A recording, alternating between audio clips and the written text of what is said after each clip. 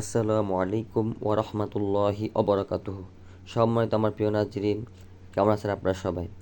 দোয়া করি এবং আশা করি আল্লাহ তাআলার অশেষ রহমতে আপনারা অনেক অনেক ভালো আছেন। আমি আপনার দোয়ার বরকতে অনেক অনেক ভালো আছি।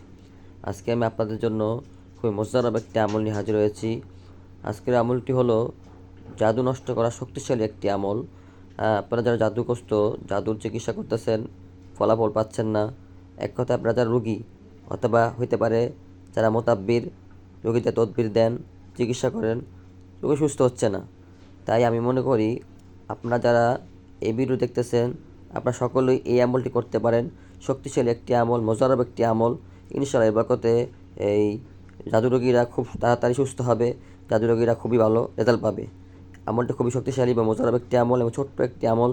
ইনশাআল্লাহ আপনারা করবেন। এখন কীভাবে আমলটি করবেন এর আগে বলে নিই, আপনারা আমার এই চ্যানেলটি সাবস্ক্রাইব করে দেবেন এবং ভিডিওটি শেয়ার করে দেবেন সকলের জন্য, এবং ভিডিওটি পুরোটাই দেখবেন, তাহলে আমলটি করতে পারবেন। কীভাবে আমল করবেন? এই আমলটি করতে হবে 3 টাইম, সকালে একবার, সন্ধ্যা একবার, ঘুমানো যাওয়ার আগে একবার। 3 টাইম আমলটি করতে হবে। কীভাবে আমলটি করবেন?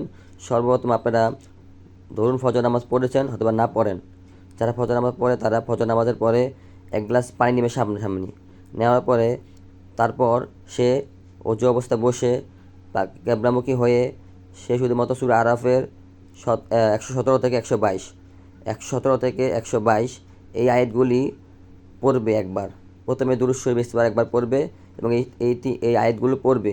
পড়ার পরে সে একবার নিজের শরীরে ফু দিবে, একবার ওপরের দিকে মানে উপরে হাওয়াতে ফু দিবে একবার, এবং পানিতে একটা ফু দিবে। এইভাবে পড়বে। পড়ার পরে কী করবে? পানিটা খেয়ে ফেলবে এবং শরীরটা হাতে ফু দিতে পারে, শরীরে মাসাজ করে দিতে পারে। এভাবে হলো একবার। এভাবে সকালে একবার, মাগরিবে একবার, ঘুমানোর যাওয়ানোর সময় একবার আমল করবে। ইনশাআল্লাহ এই আমলটি করতে করতে কয়েকদিন ভিতরে দেখবেন আপনাদের জাদুগ্রস্ত রোগী যারা, তারা সুস্থ হবে, জাদুগুলো থাকবে না, জাদু কেটে যাবে। পাশাপাশি আপনারা খুবই শক্তিশালীভাবে এসআরও হবে আপনাদের একটা।